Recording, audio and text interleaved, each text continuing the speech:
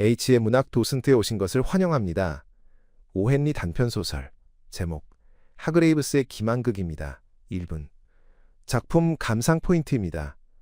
오헨리의 이 작품은 남북전쟁이 끝난 후 과거의 영광스러운 기억 속에 멈춰버린 옛 남부 귀족과 모든 것이 빠르게 변해가는 새로운 북부 자본주의 사회의 만남을 배경으로 하고 있습니다.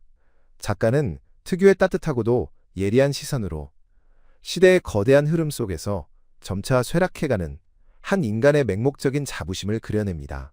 작품을 감상하실 때에는 시대가 남기고 간 상흔 속에서 각자의 방식으로 삶을 버텨내는 인물들의 내면에 주목해 보시기를 권합니다. 과거를 지키려는 자의 처절한 고집과 타인의 삶을 모방하는 자의 맹렬한 관찰이 빚어내는 미묘한 긴장감은 결말에 이르기까지 그 누구도 예상치 못한 방식으로 삶의 짙은 아이러니를 선사합니다. 잃어버린 시대를 향한 향수와 냉혹한 현실의 경계에서 진정한 인간다움과 품이란 무엇인지 스스로 질문을 던지며 책장을 넘겨보시기를 바랍니다. 소설을 시작합니다. 모빌 출신인 펜들턴 탤벗 소령과 그의 딸 리디아 탤벗 양이 워싱턴으로 거처를 옮기게 되었을 때 그들은 가장 조용한 대로변에서도 50m나 더 들어가 있는 집을 숙소로 정했다. 그 집은 높다란 흰색 기둥 여러 개가 현관지붕을 떠받치고 있는 구식 벽돌 건물이었다. 뜰에는 위풍당당한 개아카시아와 느릅나무 여러 그루가 그늘을 드리웠고 제철을 맞은 개오동나무 한 그루가 풀밭 위로 분홍색과 흰색의 꽃비를 흩뿌렸다. 키가 큰 회양목이 울타리와 산책길을 따라 줄지어 서 있었다. 바로 이 집의 이런 남부풍 스타일과 외관이 탤벗 부녀의 마음에 쏙 들었다. 그들은 사생활이 보장되는 이 쾌적한 하숙집에 탤벗 소령이 쓸 서재를 포함해 방 몇 개를 빌렸다. 탤벗 소령은 엘라베마주 군대와 의회, 법조계에 얽힌 일화와 회고담이라는 책의 마지막 몇 장을 덧붙여 쓰고 있었다. 탤벗 소령은 전형적인 구식 남부 사람이었다. 그의 눈에 현재라는 시대는 흥미로울 것도 빼어날 것도 없었다. 그의 정신은 남북전쟁 이전에 머물러 있었는데 그 시절 탤벗가는 수천 헥타르에 이르는 고급 면화밭과 그것을 경작할 노예들을 소유했다. 그 시절 탤벗가의 대저택은 후안, 손님 접대의 장으로서 남부 귀족 사회의 손님들을 끌어모았다.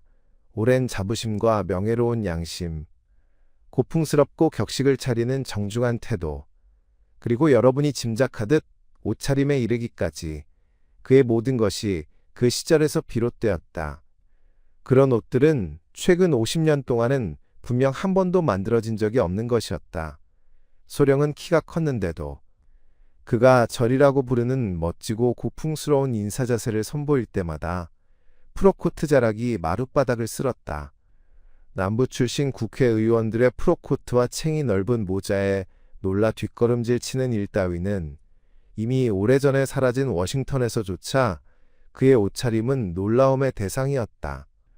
하숙인 중 한 사람이 그의 옷차림에 마더 허버드를 빗대어 파더 허버드라는 별명을 붙일 정도였는데 이 옷은 확실히 허리선이 높고 옷자락이 넓게 펼쳐져 있었다.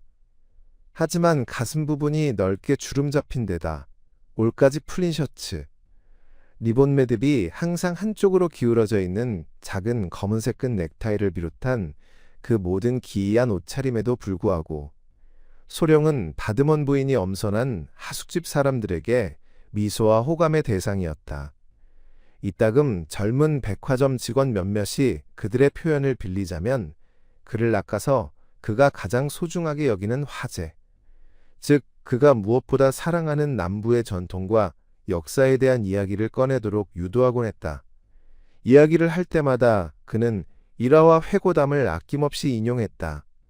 하지만 그들은 소령이 자신들의 의도를 알아채지 못하도록 상당한 주의를 기울였다. 68이라는 나이에도 그가 통찰력 있는 회색 눈으로 뚫어져라 바라보면 그들 중 가장 대담한 사람조차 마음이 불편해졌기 때문이다. 리디아 양은 작고 퉁퉁한 체격의 35살 노처녀로 말끔하게 빗어넘겨 틀어올린 머리 때문에 실제보다 더 나이 들어 보였다. 구식이라는 점에서는 그녀도 마찬가지였다. 하지만 소령처럼 남북 전쟁 이전 시대의 영광을 주변에 뿜어내지는 않았다. 그녀에게는 근검절약이라는 현실 감각이 있었다. 집안 재정을 관리하거나 청구서를 들고 찾아오는 사람을 응대하는 것은 오롯이 그녀의 몫이었다. 소령은 하숙비나 세탁비 청구서 따위를 한심하고 성가신 것으로 여겼다. 그런 것들은 너무나 끈질기고 빈번하게 날아들었다. 소령은 궁금했다. 왜 그런 것들을 모아두었다가 형편이 좋을 때, 말하자면 일화와 회고담이 출간되어 인세를 받은 다음에 한꺼번에 지불할 수 없는 것일까? 리디아 양은 침착하게 바느질을 계속하며 이렇게 말하곤 했다. 돈이 있는 동안은 지금처럼 계속 내기로 해요. 나중에는 어차피 한꺼번에 모아서 낼 수밖에 없을 테니까요. 바드먼 부인네 하숙인들은 거의 백화점 점원이나 상인이었기에 낮에는 대부분 집에 없었다. 하지만 아침부터 밤까지 많은 시간을 집에서 보내는 사람이 딱 한 명 있었다. 그는 헨리 홉킨스 하그레이브스. 이 집 사람들은 아무도 그의 이름을 줄여 부르지 않았다. 라는 이름의 젊은이로 인기 있는 보드빌 극장에서 일하고 있었다. 보드빌이 지난 몇 년간 꽤 점잖은 수준의 공연으로 자리 잡은 데다. 하그레이브스 씨 본인도 겸손하고 예의 바른 사람이었으므로 바드먼 부인은 하숙인 명단에 글을 올리는데 아무런 결격 사유를 발견할 수 없었다. 극장에서 하그레이브스는 다양한 지방의 사투리를 구사하는 희극 배우로 이름이 나 있었다. 레퍼토리도 다채로워서 독일인, 아일랜드인, 스웨덴인, 흑인 역할을 전문으로 소화했다. 하지만 하그레이브스 씨는 포부가 더 컸기에 이따금 정통극에서 성공을 거두고 싶다는 원대한 꿈을 털어놓곤 했다. 이 젊은이는 탈벗 소령에게 큰 호감을 품은 듯했다. 소령이 남부에서의 추억을 회고하기 시작하거나 여러 일화 중 가장 생생한 대목을 되풀이할 때마다 하그레이브스는 늘 곁에서 누구보다 주의 깊게 귀를 기울였다. 한동안 소령은 내심 그를 딴따라라고 부르며 그의 접근을 탐탁지 않게 여기는 기색을 보였다. 하지만 얼마 지나지 않아 이 젊은이의 서글서글한 태도와 소령의 이야기에 보여주는 의심할 여지 없이 깊은 공감이 그의 마음을 완전히 사로잡고 말았다. 두 사람은 곧 오랜 친구 같은 사이가 되었다. 소령은 날마다 오후에 일정 시간을 할애해 그에게 자기 책의 원고를 읽어주었다. 일화를 들려줄 때마다 하그레이브스는 언제나 적절한 대목에서 정확하게 웃음을 터뜨렸다. 이에 몹시 감동한 소령은 어느 날 리디아 양에게 하그레이브스라는 저 젊은이는 옛 남부의 체제에 대해 뛰어난 이해력과 더없이 훌륭한 존경심을 갖추고 있다고 단언하기에 이르렀다. 텔벗 소령이 기분이 내켜 옛 시절에 대한 이야기를 시작하면 하그레이브스 씨는 넛을 잃고 귀를 기울였다. 과거를 이야기하는 나이 든 사람들이 대체로 그러하듯 소령 역시 사소한 내용까지 구구절절 늘어놓기를 좋아했다. 옛 남부 대농장주들의 왕족이나 다름없던 화려한 시절을 설명할 때면 그는 자신의 말구종이던 흑인의 이름이나 특정 사건이 일어난 정확한 날짜 혹은 그의 수확한 면화 꾸러미의 개수가 떠오를 때까지 이따금 이야기를 멈추곤 했다. 그래도 하그레이브스는 결코 조바심을 내거나 흥미를 잃는 법이 없었다. 도리어 그는 그 시절의 삶과 관련된 다양한 주제에 관해 먼저 나서서 이것저것 질문을 던졌고 언제나 즉각적인 답변을 이끌어냈다.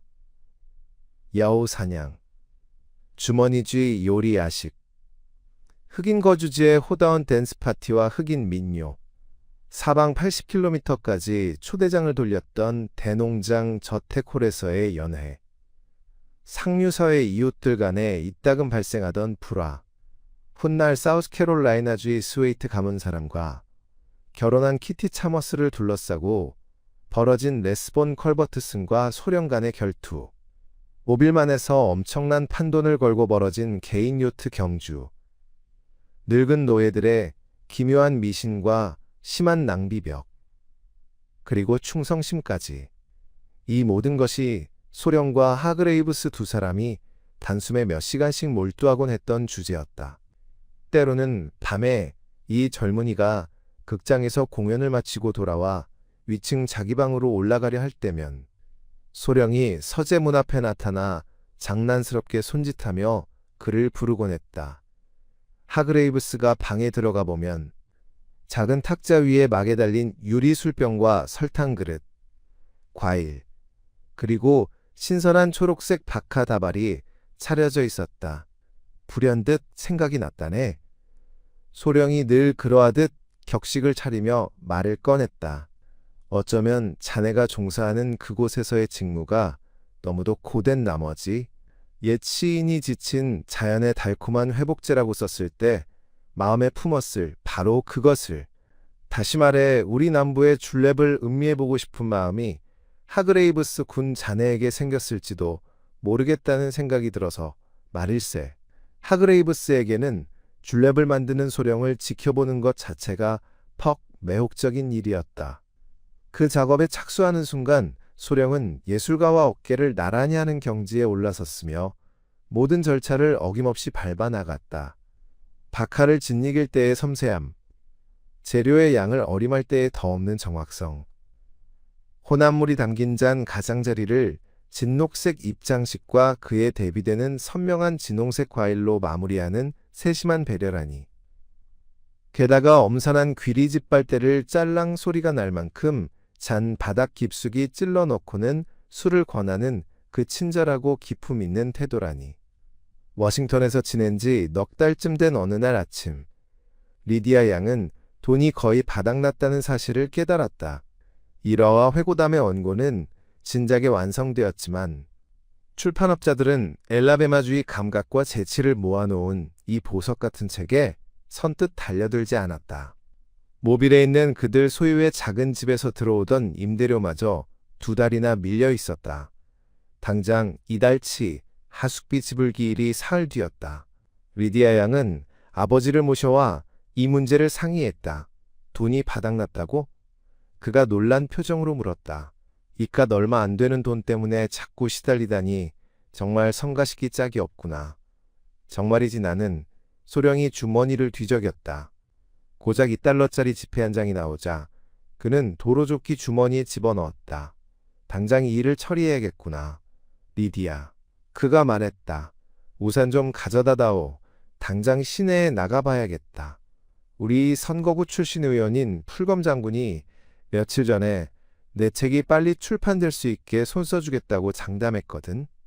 당장 그분 호텔로 가서 일이 어떻게 되었는지 알아봐야겠다. 리디아 양은 희미하게 서글픈 미소를 지으며 소령이 파더 허버드의 단추를 채우고 늘 그러하듯 문 앞에서 잠시 멈춰서서 깊숙이 몸을 굽혀 절한 다음 길을 나서는 모습을 지켜보았다. 소령은 그날 저녁 날이 저물어서야 돌아왔다. 풀검 의원은 소령의 원고를 검토한 출판업자와 이미 만남을 가진 듯했다. 그 업자는 일화나 기타 내용에서 절반 정도를 신중하게 덜어내어 책 전반에 시종일관 짙게 깔린 지역적, 계급적 편견을 걷어낸다면 출판을 고려해 볼 수도 있다고 답했다는 것이다. 소령은 분노로 얼굴이 하얗게 질려 있었지만 리디아 양이 다가오자 몸에 팬 예의범절에 따라 이내 평정을 되찾았다. 돈이 당장 필요해요. 리디아 양이 콧잔등을 살짝 찌푸리며 말했다. 아까 그 2달러라도 주세요. 오늘 밤 렐프 숙부께 돈을 좀 보내달라고 전보를 쳐야겠어요. 소령이 조끼 윗주머니에서 작은 봉투 하나를 꺼내 탁자 위로 던지며 조심스레 말을 꺼냈다. 어쩌면 분별 없는 짓이었는지도 모르겠다만 워낙 푼돈이라 그만 오늘 밤 극장표를 사고 말았구나. 새로 무대에 오르는 전쟁극이란다. 리디아. 내 생각에는 이 연극의 워싱턴 초연을 직접 보면 너도 기뻐할 것 같았거든. 이 극에서는 남부가 매우 공정하게 다뤄진다고 하더구나. 실토하자면 내가 이 공연을 꼭 보고 싶기도 했고 말이다. 리디아 양은 자포자기한 심정으로 잠자코 두 손을 들고 말았다. 어차피 표값을 치렀으니 내친 김에 보고 오는 편이 나을 것 같았다. 그래서 그날 저녁 두 사람은 극장에 나란히 앉아 경쾌한 전주곡을 들었고 리디아 양조차 이 시간만큼은 온갖 골칫거리를 잊어버리기로 마음먹었다. 그 괴상한 코트 안에 단추를 끝까지 채운 부분만 드러나도록 티 하나 없는 리넨 셔츠를 받쳐 입고 하얀 머리를 매끄럽게 말아 빗어 올린 소령의 모습은 참으로 세련되고 기품 있어 보였다. 목련꽃의 일막이 오르자 전형적인 남부 대농장의 풍경이 펼쳐졌다. 소령은 무의식 중에 일말의 호기심을 드러냈다. 어머나, 이것 좀 보세요. 리디아 양이 소령의 팔을 슬쩍 찌르더니 자신의 프로그램을 가리키며 감탄하듯 외쳤다. 소령은 안경을 고쳐 쓰고 등장인물 배역 소개란에서 그녀가 가리키는 대목을 읽어 내려갔다. 웹스터 캐론 대령역 H. 홉킨스 하그레이브스. 우리 하숙집의 하그레이브스 씨예요. 리디아 양이 말했다. 그 사람이 늘 말하던 정통 그게 드디어 출연하게 된 게 틀림없어요. 잘 돼서 참 기쁘네요. 이 막이 되어서야 비로소 웹스터 캐론 대령이 무대에 등장했다. 그가 등장하는 순간 텔버 소령은 주위에 다 들릴 만큼 크게 콧방귀를 뀌며 눈을 부릅뜬 채 그를 노려보았고 몸은 얼어붙기라도 한 것처럼 굳어버렸다. 리디아 양은 작고 모호한 신음을 흘리며 손에 쥔 프로그램을 꽉 쥐어 구겨버렸다. 켈훈 대령이 마치 한깍지에서 나온 완두콩처럼 텔벗 소령과 놀랍도록 흡사했던 것이다. 끝이 곱슬곱슬한 길고 성긴 하얀 머리카락, 귀족적인 매부리코, 가슴 부분이 넓게 주름 잡히고 올이 풀린 셔츠, 리본 매듭이 한쪽으로 기울어진 작은 검은색 끈 넥타이까지 거의 완벽하게 따라한 모습이었다. 게다가 이 모방극의 대미를 장식하려는 듯 그는 유일무이하다고 여겨지던 소령의 코트와 쌍둥이처럼 꼭 닮은 코트마저 걸치고 있었다. 옷깃이 높고 헐렁하며 허리선이 높고 옷자락이 풍성하게 펼쳐지며 앞자락이 뒷자락보다 30cm는 더 길게 늘어지는 이 옷은 결코 다른 원본을 본떠 만든 것일 리 없었다. 그때부터 소령과 리디아 양은 넋이 나간 채 앉아서 오만한 텔벗을 흉내낸 가짜가 나중에 소령이 표현한 바에 따르면 타락한 무대의 중상모략으로 가득 찬 진창 속에서 욕되게 끌려다니는 모습을 지켜보아야 했다. 하그레이브스 씨는 주어진 기회를 10분 활용했다. 그는 소령의 독특한 말투, 억양, 악센트 하나하나와 점잔 빼는 구식 예법을 완벽하게 포착해냈고 그 모든 것을 무대용으로 적절히 과장해 연기했다. 소령 스스로 모든 인사법의 최고봉이라 굳게 믿어마지 않는 그 놀라운 절을 무대 위에서 선보이는 순간에는 별안간 객석 사방에서 열렬한 박수갈채가 쏟아졌다. 리디아 양은 감히 아버지 쪽을 흘긋 쳐다볼 엄두도 내지 못한 채 꼼짝 않고 앉아 있었다. 이따금 그녀는 그래서는 안 된다는 것을 알면서도 도저히 억누를 수 없는 웃음을 감추려는 듯 아버지 옆에 두었던 손을 들어 슬그머니 뺨에 얹곤 했다. 하그레이브스의 파렴치한 모방은 산막에서 절정에 달했다. 캐론 대령이 자신의 사실에서 이웃 대농장주 몇 명을 접대하는 장면이었다. 무대 중앙에 놓인 탁자 앞에 서서 친구들에게 애워싸인 채 그는 목련꽃에 가장 유명하고 비할 바 없이 독특하며 두서없는 독백을 읊으면서 손님들을 위해 솜씨 좋게 줄랩을 만들어 보였다. 텔벗 소령은 자신이 가장 아끼는 이야기들이 원래와 다르게 각색되고 자신의 지론과 취향이 윤색되거나 부풀려지며 일화와 회고담의 꿈이 과장되고 왜곡되어 전달되는 꼴을 하얗게 질린 얼굴로 가만히 앉아 지켜보아야 했다. 그가 특히 좋아하는 레스본 컬버트슨과의 결투이라도 빠지지 않았는데 소령 자신이 가미했던 것보다 한결 과장된 열정과 자아도취, 예술적 기품이 덧입혀져 있었다. 그 독백은 줄랩을 만드는 기술에 관한 기발하고 유쾌하며 재치 있는 짧은 강의와 이해를 돕고자 곁들인 제조시범으로 끝을 맺었다. 이 대목에서도 텔벗 소령의 섬세하지만 허세 넘치는 지식체계가 여과 없이 드러났다. 향기로운 이파리를 섬세하게 다루는 법. 신사 여러분, 이 그레인의 1,000분의 1만큼만 지나쳐도 압력이 너무 과해져. 하늘이 내린 이 식물에서는 향기 대신 쓴맛이 우러나게 됩니다. 부터 귀리 짓빨대를 세심하게 고르는 법에 이르기까지 털끝만큼의 착오도 없이 고스란히 재현되었던 것이다. 그 장면이 끝나자 객석에서는 우레와 같은 환호성이 터져나왔다. 남부의 전형적인 인물을 재현해낸 그 연기가 너무나 정확하고 생생하며 철저했기에 정작 연극의 주연들은 사람들의 뇌리에서 잊히고 말았다. 빗발치는 앙코르 요청 끝에 하그레이브스가 막 앞으로 걸어나와 인사를 올렸고 그의 다소 소년 같은 얼굴은 성공의 기쁨으로 환하게 달아올라 있었다. 마침내 리디아 양이 고개를 돌려 소령을 바라보았다. 그의 얇은 두 콧방울이 물고기 아가미처럼 실룩거리고 있었다. 그가 자리에서 일어서려 떨리는 두 손으로 의자 팔걸이를 짚었다. 가자꾸나, 리디아. 그가 목맨 소리로 말했다. 이건 정말이지 끔찍한 신성모독이로구나. 그가 일어서려 하자 리디아 양이 그의 팔을 끌어당겨 다시 자리에 앉혔다. 끝까지 남아있다가 나가야 해요. 그녀가 단호하게 말했다. 코트의 실물을 보여줘서 저 모조품을 광고해 주실 작정이세요? 결국 두 사람은 막이 내릴 때까지 자리를 지킬 수밖에 없었다. 하그레이브스는 간밤에 거둔 성공으로 축하 자리에 늦게까지 붙잡혀 있었는지 이튿날 아침 식탁에도 점심 식탁에도 모습을 비치지 않았다. 오후 3시가 다 되어서야 그가 텔벗 소령의 서재문을 두드렸다. 소령이 문을 열자 하그레이브스가 두 손 가득 조간신문을 들고 안으로 들어섰다.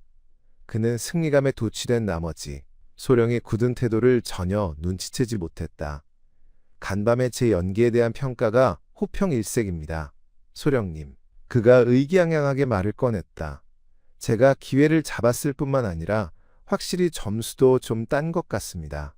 여기 포스트지는 이렇게 썼군요. 터무니없는 호언장담, 유별난 복장, 예스러운 말투, 가문에 대한 케케묵은 자부심, 진실로 친절한 마음씨, 괴팍한 명예심, 사랑스러운 단순함을 특징으로 지닌 이 구시대 남부대령을 창조하고 재현해낸 그의 연기는 현재 상연 중인 모든 연극에 등장하는 인물 배역 묘사 중 단연 돋보인다.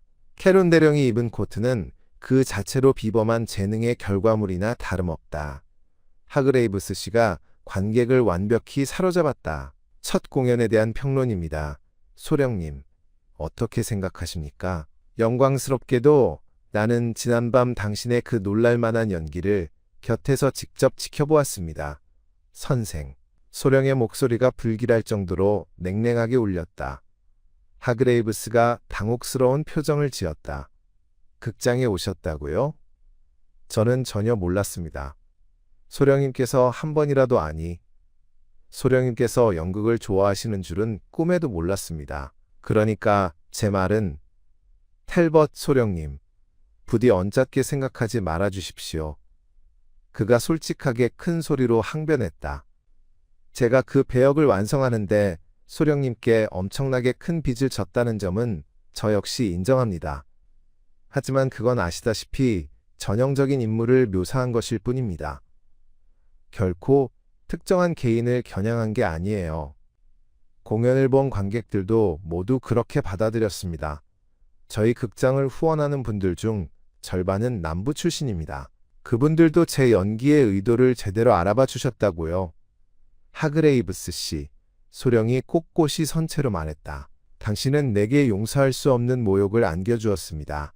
나를 흉내내어 웃음거리로 만들었고 나의 굳건한 신뢰를 비열하게 배반했으며 나의 따뜻한 환대를 악용했습니다. 당신이 신사도가 무엇인지, 인간의 당연한 도리가 무엇인지 그 개념을 털끝만큼이라도 아는 자라고 생각했다면 내 비록 늙었으나 당장 결투를 신청했을 겁니다. 이제 그만 이 방에서 썩 나가주기 바랍니다, 선생. 젊은 배우는 적잖이 당황한 듯 보였고 노신사가 내뱉은 말의 의미를 온전히 이해하지 못한 눈치였다. 불쾌하셨다니 진심으로 사과드립니다. 그가 안타깝다는 듯 말했다. 이곳 북부 사람들은 소령님 같은 남부 사람들과는 세상을 보는 방식이 좀 다릅니다. 제가 아는 사람들 중에는 자신을 본뜬 인물을 무대에 올려 대중이 자신을 알아봐 주기만 한다면 극장 지분의 절반이라도 기꺼이 사들일 사람이 수두룩합니다. 그 사람들은 엘라베마주 출신이 아니기 때문이지요. 선생. 소령이 도도하게 응수했다. 어쩌면 그럴지도 모르겠습니다. 하지만 제 기억력은 퍽 좋은 편입니다. 소령님 책에서 몇 구절 인용해 보겠습니다. 어느 연회에서 제 기억엔 밀리지빌에서 열렸던 연회 같은데 축배 제의를 받고 답례로 이런 말씀을 하신 적이 있으시죠. 곧 출판하실 책에도 시를 작정이셨고요. 북부 사람들은 감정이 자신의 상업적 이익으로 환산될 가능성이 있는 경우를 제외하고는 그 어떤 감수성이나 온정도 품지 않는다. 자신이나 사랑하는 이들의 명예에 어떤 비난이 가해져도 그로 인해 금전적 손실만 초래되지 않는다면 분노 없이 묵인할 자들이다. 자선을 후하게 베풀 때조차 반드시 나팔을 불어 떠들썩하게 선전하고 노쇠판에 자기 이름을 순서대로 새겨넣기 마련이다. 이런 묘사가 지난밤 소령님께서 보신 캐론 대령에 대한 묘사보다 공정하다고 생각하십니까? 내가 서술한 내용은 전혀 근거 없는 소리가 아닙니다. 소령이 미간을 찌푸리며 말했다. 대중 앞에서 연설할 때는 어느 정도의 과장, 아니, 표현의 자유라는 것이 허용되어야 하는 법이니까요. 그렇다면 대중 앞에서 연기를 할 때도 마찬가지 아니겠습니까? 하그레이브스가 지지 않고 응수했다. 요점은 그게 아닙니다. 소령은 한치도 물러서려 하지 않았다. 당신의 연기는 한 개인을 교묘하게 희화화한 것에 불과했습니다. 나는 이 사실을 절대 묵고할 수 없습니다. 선생, 텔벗 소령님. 하그레이브스가 사람 좋은 미소를 지으며 달래듯 말했다. 부디 저를 이해해 주시면 좋겠습니다.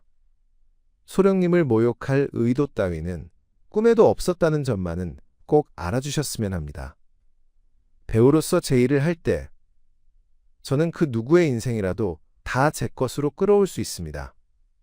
저는 제가 원하는 것, 할 수 있는 것을 취해 무대 위에서 재현해낼 뿐입니다.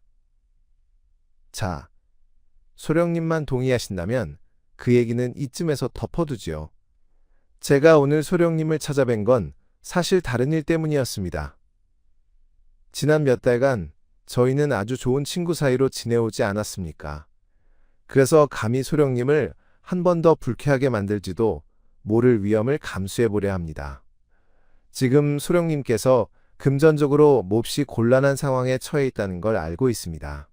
제가 어떻게 알게 되었는지는 부디 신경 쓰지 마십시오. 하숙집이란 본디 그런 사정이 비밀로 붙여질 수 있는 곳이 아니니까요. 소령님께서 이 곤경에서 벗어나실 수 있도록 제가 돕게 해주십시오. 저 역시 과거에 가끔 그런 막막한 상황에 놓인 적이 있었습니다. 이번 시즌 내내 제법 두둑한 봉급을 받은 데다 돈도 얼마간 모아두었습니다. 원하신다면 $200 정도, 아니, 그 이상이라도 기꺼이 빌려드리겠습니다. 형편이 나아지실 때까지만이라도 그만 입 다무시오. 소령이 앞을 향해 팔을 뻗으며 단호히 명령했다. 결국 내 책에 쓴 말이 하나도 틀리지 않았던 셈이군. 당신은 돈이라는 연고를 바르면 명예에 난 상처가 모조리 치유될 거라고 믿나 봅니다. 나는 어떤 경우에도 잘 알지 못하는 자에게는 돈을 빌리지 않습니다. 더구나 당신이라면 말할 것도 없소, 선생. 우리가 방금 논쟁한 이 수치스러운 상황을 두고 재정적인 타협을 보려는 당신의 그 모욕적인 제안을 받아들이느니 차라리 길바닥에서 굶어 죽고 말겠소. 다시 한번 요구하건대 제발 이 방에서 나가주기 바라오. 하그레이브스는 더 이상 아무 말도 하지 않고 방을 나섰다. 게다가 그는 그날로 당장 하숙집을 떠나버렸다. 바드먼 부인이 저녁 식탁에서 전한 바에 따르면 목련꽃의 일주일 공연이 예정된 시내 극장 근처로 숙소를 옮겼다는 것이다. 텔버 소령과 리디아 양은 참으로 위태로운 상황에 처해 있었다. 넓은 워싱턴 시내에 소령이 양심에 거리낌 없이 돈을 빌려달라고 손을 내밀 만한 사람은 단 한 명도 없었다. 리디아 양이 렐프 숙부에게 급히 편지를 썼지만 그 역시 쪼들리는 형편이었기에 과연 실질적인 도움을 줄 수 있을지는 미지수였다. 소령은 하숙비가 밀리는 상황에 대해 몹시 곤혹스러운 말투로 고향집 임차료 체납과 은행 송금 지연 따위를 운운하며 바드먼 부인에게 궁색한 변명을 늘어놓을 수밖에 없었다. 구원의 손길은 전혀 예상치 못한 곳에서 찾아왔다.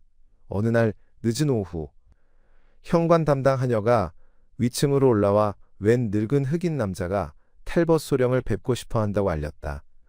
소령은 그 남자를 서재로 올려보내달라고 일렀다. 잠시 후 늙은 흑인 하나가 손에 모자를 든 채 문간에 나타나더니 한쪽 발을 어설프게 뒤로 빼며 깎듯이 절을 했다. 그는 헐렁한 검은색 정장을 제법 점잖게 차려입고 있었다. 그가 신은 크고 투박한 구두는 마치 날로 닦는 광택제라도 바른 양 금속성 광채를 번쩍였다. 텁수룩한 곱슬머리는 짙은 회색, 아니 거의 백발에 가까웠다. 중년을 넘긴 흑인의 나이는 겉만 보고는 어림짐작조차 하기 어려운 법이다. 이 노인 역시 어쩌면 텔벗 소령만큼이나 긴 세월을 풍파 속에 살아왔을지 모를 일이었다. 아마 소인놈을 모르실 거구만요. 펜들턴 나리. 이것이 그가 꺼낸 첫마디였다. 그 친근하고도 예스러운 인사에 소령은 자리에서 일어나 앞으로 다가갔다. 의심할 여지 없이 그 옛날 대농장에서 부리던 흑인 노예 중 한 명이었다. 하지만 그들은 이미 오래전에 사방으로 뿔뿔이 흩어졌고 텔벗 소령은 눈앞에 선 사내의 목소리도 얼굴도 좀처럼 기억해낼 수 없었다. 아무래도 그런 것 같군. 소령이 다정하게 대답했다. 자네가 내 기억을 되살려주지 않는다면 말이야. 신디네모스를 정녕 기억하지 못하십니까요? 펜들턴 나리? 잠시만 기다려보게. 소령이 손가락 끝으로 이마를 짚으며 말했다. 그는 그 소중한 지난날과 관련된 것이라면 무엇이든 기억해내기를 진심으로 좋아했다. 신디네모스라. 그는 곰곰이 생각에 잠겼다. 자네는 늘 말들에 둘러싸여 일했지. 망아지를 길들이느라 말이야. 그래, 이제야 기억이 나는군.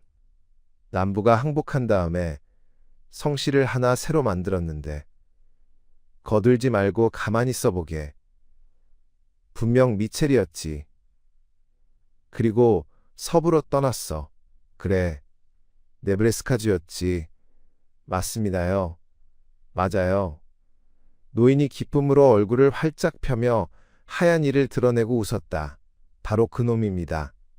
거기로 갔었죠. 뉴브래스카요. 그게 접니다.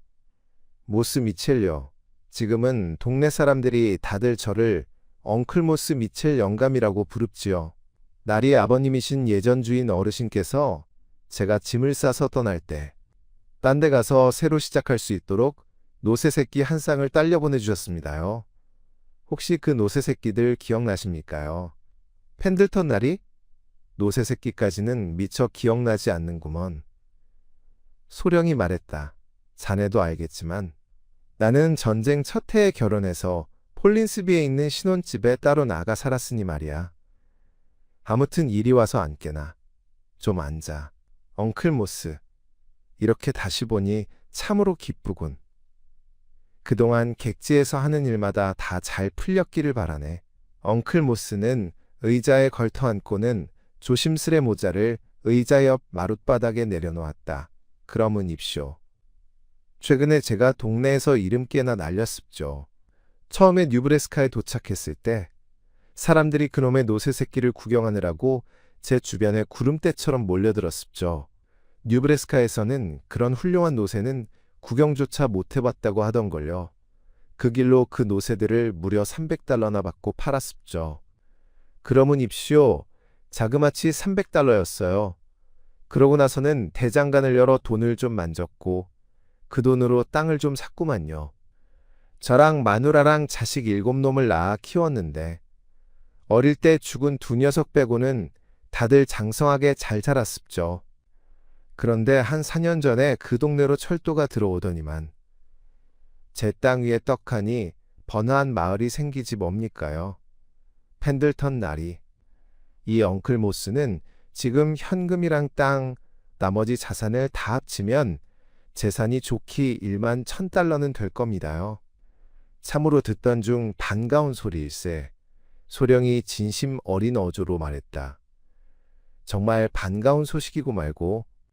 그런데 나리 댁 그 작고 귀엽던 애기씨 말입니다요. 펜들턴 나리. 나리께서 직접 리디아 양이라고 이름 붙여주신 그 애기씨 말입죠. 그 애기씨도 이제는 제가 몰라볼 정도로 훌쩍 자라셨겠구만요. 소령이 문 앞으로 걸어가서 딸을 불렀다. 리디아, 얘야, 이리 좀 건너와 보겠니? 어엿한 숙녀로 훌쩍 자란 리디아 양이 다소 걱정스러운 표정을 띤 채 자기 방에서 건너왔다. 이것 좀 보세요. 제가 아까 뭐라고 말씀드렸어요? 저는 그 애기씨가 훗날 이렇게 근사한 숙녀로 자랄 줄 진작에 알았습니다요. 혹시 이 엉클 모스를 몰라보시겠어요? 애기씨, 이쪽은 예전 신디 아줌마네 일하던 모스란다, 리디야. 소령이 곁에서 설명했다. 네가 겨우 2살 때 써니미드 농장을 떠나 서부로 갔단다. 글쎄요. 리디아 양이 미소 지으며 말했다. 겨우 2살 무렵이었는데 제가 아저씨를 똑똑히 기억하기를 기대하시는 건 아니겠죠? 엉클 모스? 게다가 아저씨가 방금 말씀하셨듯이 저는 이미 근사한 어른으로 자라버렸는걸요. 다행히도 아주 오래전의 말이에요. 솔직히 예전 기억은 나지 않지만 어쨌든 이렇게 찾아와 주셔서 정말 반가워요. 그것은 거짓 없는 진심이었다. 그리고 반갑기는 소령 역시 마찬가지였다. 살아 움직이며 실체가 분명한 어떤 존재가 불쑥 찾아와 작금의 고단한 현실을 뒤로하고 그들을 가장 행복했던 과거의 시간과 곧장 연결해 주었던 것이다.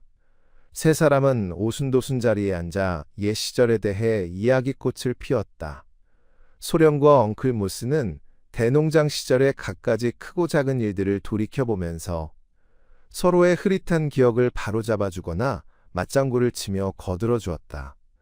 소령이 노인에게 고향 집에서 이렇게나 멀리 떨어진 낯선 곳까지 대체 무슨 일로 찾아왔느냐고 물었다. 이 엉클 모스가 무려 대표위원으로 뽑혔습죠. 그가 으스대며 설명했다. 이 도시에서 열리는 전국 침례교 정기총회에 대표로 파견되었답니다. 비록 남들 앞에서 번듯하게 설교 한번 해본 적은 없지만 교회에서 나름 장로 직분을 맡고 있는 데다 제 여행 경비 정도는 제 주머니에서 거뜬히 될 만하니까 저를 떡하니 보낸 거예요. 그럼 우리가 이 넓은 워싱턴 시내에 있다는 건 어떻게 아셨어요? 리디아 양이 호기심 어린 눈으로 물었다. 제가 묵는 호텔 식당에 모빌 출신 흑인 종업원이 하나 일하고 있습죠. 그 친구 말이. 어느 날 아침 펜들턴 나리께서 바로 여기 이 집 현관에서 나오시는 걸 똑똑히 봤다고 하더라고요. 그래서 제가 이 댁까지 한달음에 달려온 건 엉클 모스는 바지 주머니에 깊숙이 손을 넣으며 말을 이었다. 그리운 고향분들을 만나 뵙고 싶었던 마음도 컸지만 무엇보다 우리 펜들턴 나리께 오래전 진 빚을 마저 갚기 위해서입니다요. 나한테 빚을 졌다고? 소령이 깜짝 놀라며 되물었다. 그러므십시오. 아까 말씀드린 그 300달러 말입니다요. 그가 소령에게 두툼하게 돌돌만 지폐뭉치를 건네밀었다. 제가 고향을 떠날 때 예전 주인 어르신이 제 손을 잡고 분명히 말씀하셨습니다요. 저 나귀 새끼들을 데려가거라, 모스. 나중에 타지에서 내 형편이 활짝 피면 그때 천천히 갚아다오. 아며 제 두 귀로 똑똑히 들었습죠. 몹쓸 전쟁 탓에 주인어른 본인께서도 몹시 가난해지셨는데도 기꺼이 그리 베풀어 주셨지요. 주인어른께서 이미 오래전에 돌아가셨으니 그 돈은 당연히 적장자이신 펜들턴 나리께서 물려받으셔야 마땅한 거죠. 그때 그 300달러 말이에요. 이 엉클 모스는 이제 그 오랜 빚을 갚을 능력이 충분하고도 남습죠. 철도회사에 제 땅을 팔아넘길 때 예적 노새값을 진작에 따로 떼어두었거든요. 자, 어서 돈을 세어보세요. 펜들턴 나리. 그게 바로 제가 그 노새 새끼들을 판 값 그대로지요. 그러면요. 텔벗 소령의 두 눈에 뜨거운 눈물이 차올랐다. 그가 엉클모스의 거친 손을 꽉 맞잡으며 남은 한 손을 그의 어깨 위에 다정히 얹었다. 친애하고도 충직한 나의 옛 벗이여. 그가 감격에 겨워 떨리는 목소리로 말했다. 이토록 세월이 흘러 다시 만난 자네한테 내 이제 와서 숨길 게 뭐고 거리낄 게 무에 있겠나. 자네가 모시던 펜들턴 나리는 사실 불과 일주일 전에 주머니에 남은 마지막 1달러까지 죄다 써버리고 말았다네. 우리는 자네가 내민 이 돈을 감사히 받겠네. 엉클 모스. 어떤 면에서 이것은 일종의 해묵은 빚을 갚는 고결한 행위이면서 동시에 찬란했던 옛 남부체제에 대한 자네의 변함없는 충성과 헌신의 징표이기도 할 테니까. 말일세, 리디아, 얘야. 이리 와서 그 돈을 소중히 받거라. 집안의 돈 관리에는 아무래도 늙은 애비보다 네가 훨씬 나을 테니 말이다. 어서 받으세요, 애기씨. 엉클 모스가 환히 웃으며 말했다. 이건 당연히 두 분 겁니다. 고귀한 텔벗가의 정당한 돈이라고요. 엉클 모스가 숙소로 돌아간 후 리디아 양은 벅찬 감정을 이기지 못하고 한참을 소리내어 울었다. 그것은 순전한 기쁨과 안도의 눈물이었다. 그리고 소령은 얼굴을 방 한쪽 구석으로 돌린 채 자신이 애지중지하는 사기 파이프를 입에 물고 마치 화라산이 터지듯 매캐한 연기를 연신 뿜어댔다. 그날 이후 텔벗 부녀의 하숙집 생활은 다시금 평화와 안정을 되찾았다. 리디아 양의 얼굴에서는 오랫동안 드리워있던 근심스러운 표정이 말끔히 사라졌다. 소령은 반듯하게 맞춘 새 프로코트를 차려입고 나타났는데 그 늠름한 모습은 마치 찬란했던 그의 황금기에 대한 추억을 고스란히 재현해 놓은 정교한 밀랍 인형처럼 보였다. 게다가 일화와 회고담의 낡은 원고를 찬찬히 읽어본 다른 출판업자가 가장 인상적인 부분만 약간 손질하여 전체적인 어조를 부드럽게 누그러뜨리기만 한다면 꽤 전도유망하고 제법 잘 팔리는 책을 만들어낼 수 있으리라는 긍정적인 의견을 내놓기까지 했다. 마침내 전반적인 생활의 숨통이 트였고 이미 배달된 현실의 축복보다 한결 달콤하기 마련인 내일에 대한 희망의 기운마저 집안 구석구석을 감돌기 시작했다. 그들에게 예기치 않은 행운의 조각이 찾아온 지 일주일쯤 지났을 무렵 하녀가 리디아 양의 방으로 낯선 편지를 한 통 가져다 주었다. 봉투 겉면에 찍힌 소인을 살펴보니 멀리 뉴욕에서 붙인 것이었다. 뉴욕에는 아는 사람이 단 한 명도 없었기에 리디아 양은 가벼운 두근거림을 느끼며 탁자 앞에 앉아 가위로 조심스레 편지 봉투를 뜯었다. 편지의 내용은 다음과 같았다. 친애하는 텔벗 양께 최근 제게 찾아온 뜻밖의 행운에 대해 아시면 텔벗 양께서도 분명 함께 기뻐해 주실 것이라 믿고 이렇게 몇 자 적어보냅니다. 저는 얼마 전 뉴욕의 한 레퍼토리 극단으로부터 자그마치 주급 200달러라는 파격적인 조건에 목련꽃의 캐룬 대령 역할을 맡아달라는 제의를 받았고 이를 흔쾌히 수락했습니다. 그리고 꼭 한 가지 덧붙여 말씀드리고 싶은 비밀이 있습니다. 제 생각에 이 사실만큼은 텔벗 소령님께 평생 비밀로 붙이시는 편이 좋을 것 같습니다. 저는 제가 캐룬 대령이라는 역할을 깊이 연구할 때 소령님으로부터 이루 말할 수 없이 큰 도움을 받았다는 점, 또 역설적이게도 그 모방극으로 인해 그분께서 크게 불쾌해하셨다는 점에 대해 어떤 식으로든 꼭 금전적인 보답을 해드리고 싶었습니다. 소령님께서는 제 호의를 단칼에 거절하셨지만 어쨌든 저는 저만의 방식으로 결국 그 보답을 해내고야 말았습니다. $300 정도는 제 봉급에서 아주 수월하게 마련할 수 있었으니까요. 앞날의 무궁한 행운을 빌며 H. 홉킨스 하그레이브스 올림, 추신. 제 엉클모스 연기는 어땠나요? 마침 텔벗 소령이 복도를 지나가다 리디아 양의 방문이 반쯤 열려있는 것을 보고 걸음을 멈춰섰다. 혹시 오늘 아침에 내 앞으로 배달된 우편물 온 거 없니? 리디아? 그가 무심히 물었다. 리디아 양은 재빨리 편지를 드레스 주름 아래로 살짝 밀어 숨겼다. 모빌 크로니클 최신호가 배달되어 왔던데요. 그녀가 얼른 둘러대며 말했다. 제가 방금 아버지 서재 탁자 위에 고이 올려두고 왔어요. 인문학적 고찰입니다. 인간이란 시간의 거대한 강물 위를 떠도는 위태로운 조각배와도 같은 존재입니다. 우리는 모두 자신이 속한 시대의 역사적, 사회적 맥락이라는 물결에 휩쓸리며 살아갑니다. 하지만 때로는 그 강물의 흐름을 거스르며 이미 지나가버린 과거의 기슭에 닷을 내린 채 완강하게 버티려는 인간의 군상을 마주하게 됩니다. 오 헨리의 이 작품은 바로 그러한 인간, 즉 시대의 변화라는 도도한 흐름 속에서 자신이 평생을 바쳐 숭배해온 낡은 세계관을 온몸으로 지켜내려는 한 늙은 귀족의 초상을 통해 인간은 무엇으로 자신의 존엄을 증명하는가 라는 심오하고도 본질적인 인문학적 질문을 우리에게 던지고 있습니다. 문학과 역사, 그리고 철학이 교차하는 이 깊은 사유의 숲으로 걸어 들어가 보면 우리는 단순히 남북전쟁 이후의 미국 사회라는 특정한 시공간을 넘어서서 상실과 애도, 그리고 인간에 대한 처연한 연민이라는 보편적인 진리와 마주하게 됩니다. 가장 먼저 역사적 토대 위에서 이 작품을 바라보자면 소설은 찬란했던 봉건적 농경사회의 몰락과 차갑고 실용적인 자본주의 사회의 도래라는 거대한 시대적 충돌을 배경으로 삼고 있습니다. 주인공인 늙은 소령은 수천 헥타르의 목화밭과 수많은 노예를 거느렸던 남부 귀족 사회의 잔영 그 자체입니다. 그의 시간은 남군이 패배를 선언했던 그 역사적인 순간에 영원히 멈추어 버렸습니다.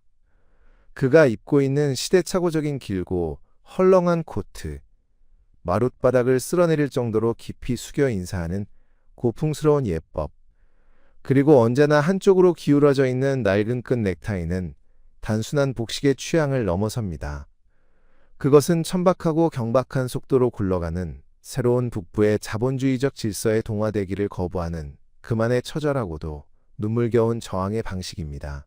역사는 승자의 기록이라고 하지만 문학은 언제나 그 역사의 수레바퀴 아래에 깔린 패자의 목소리에 귀를 기울입니다. 소령이 매일같이 붙들고 있는 회고록의 원고는 이미 세상의 중심에서 밀려나 버린 패배자가 자신의 존재 가치를 세상에 증명하고 망각이라는 폭력으로부터 스스로의 역사를 구원하려는 절박한 사투의 기록입니다.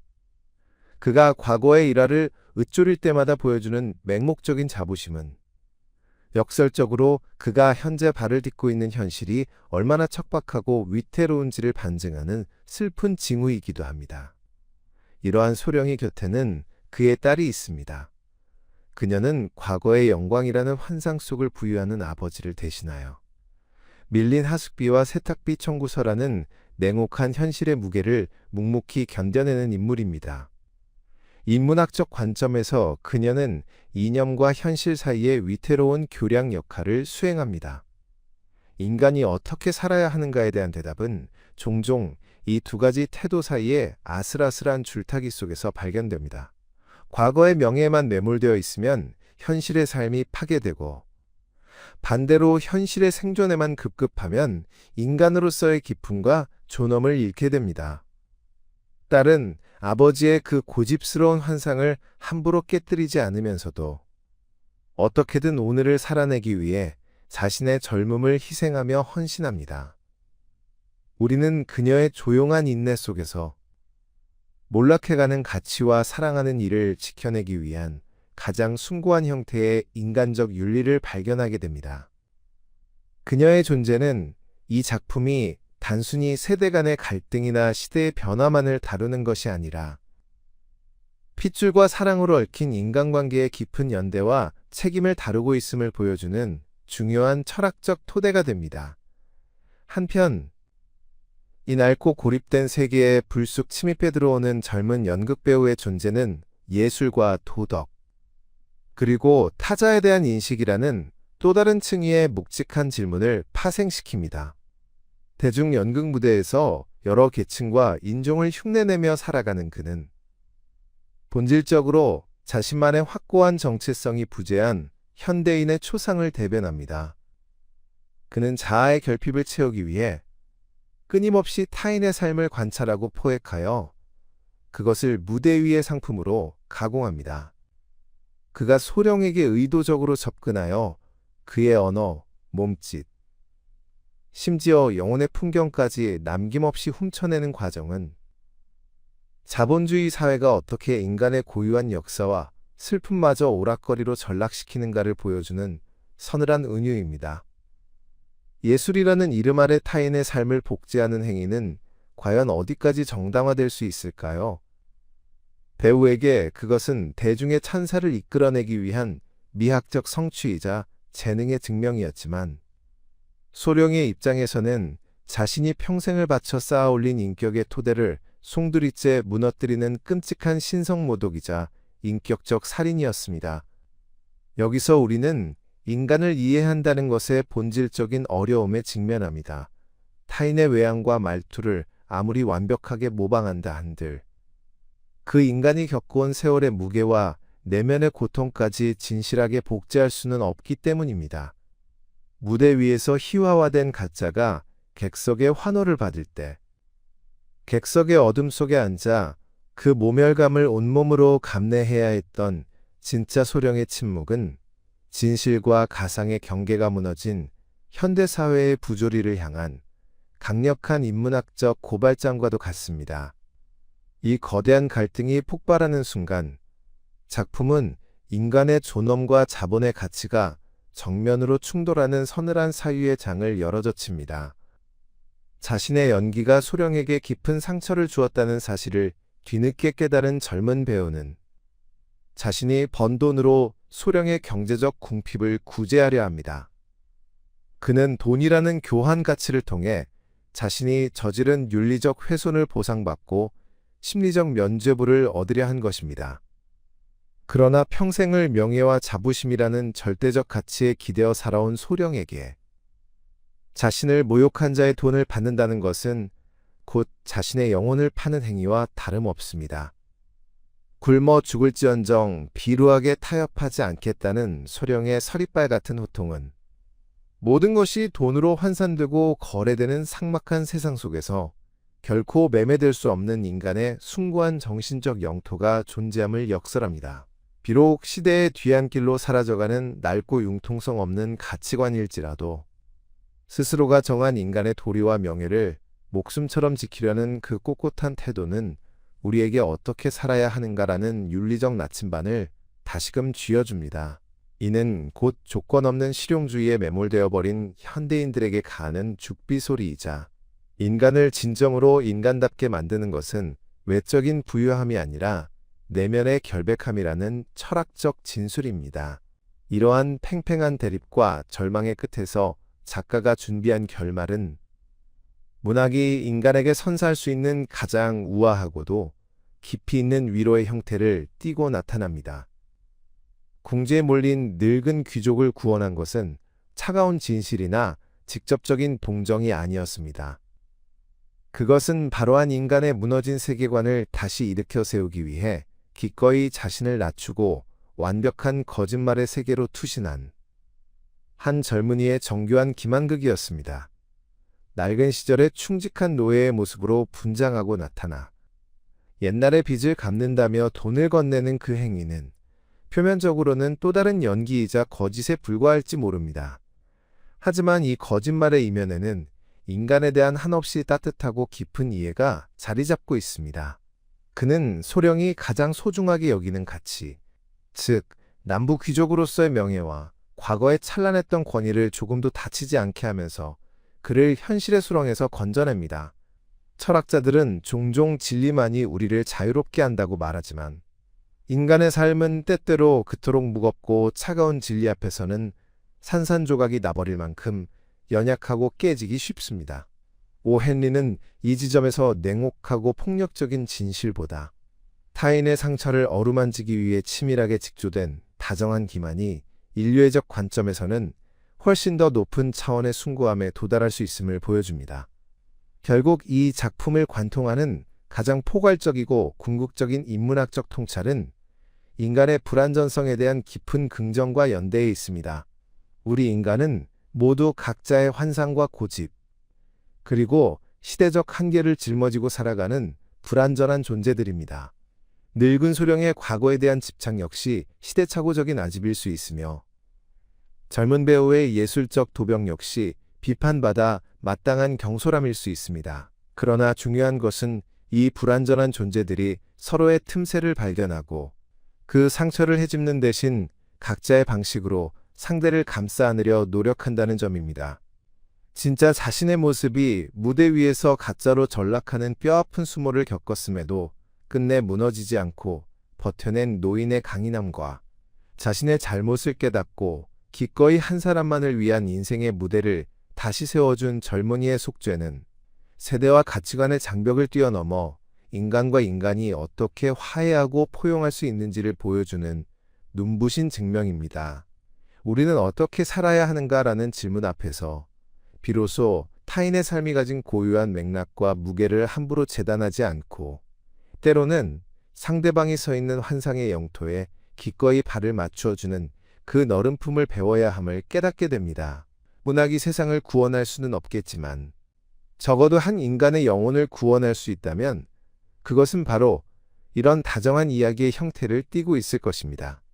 고단하고 거친 현실의 풍파 속에서도 자신만의 우아한 격식을 포기하지 않는 늙은 신사의 뒷모습, 그리고 그 뒷모습에 돌을 던지는 대신 조용히 다가가 그가 가장 믿고 싶어하는 아름다운 과거의 조각을 쥐어주는 미지의 손길, 이 두 가지 이미지는 인류의 역사가 이어지는 한 우리가 결코 잃어버려서는 안 될 인간성의 아름다운 본질을 상징합니다. 상실과 애도로 가득 찬 인생이라는 무대 위에서 진정으로 위대한 연극이란 박수갈채를 받는 화려한 공연이 아니라 단 한 사람의 얼어붙은 마음을 녹이고 그의 존엄을 지켜주기 위해 아무도 모르게 펼쳐지는 고요하고 따뜻한 기만극이라는 사실을, 이 위대한 단편소설은 시대를 초월하여 우리의 가슴속에 깊고도 묵직한 울림으로 새겨넣고 있습니다. 인간이 인간에게 건넬 수 있는 가장 아름다운 헌사는 때로는 완벽하게 조율된 따뜻한 침묵과 다정한 거짓말 속에 숨어 있음을 잊지 말아야 할 것입니다. 심리학적 고찰입니다. 오 헨리의 이 깊이 있는 문학작품을 인간 내면의 은밀하고도 복잡한 무의식의 지형도와 행동을 촉발하는 근원적인 심리적 동기라는 세밀한 현미경을 통해 들여다보면 우리는 이 이야기가 단순히 지난 시대에 대한 얄팍한 향수나 엇갈린 오해가 빚어낸 가벼운 희극적 소동을 아득히 넘어서는 참으로 치열하고도 눈물겨운 인간의 심리적 생존 투쟁에 관한 위대한 임상 보고서임을 온몸으로 절감하게 됩니다.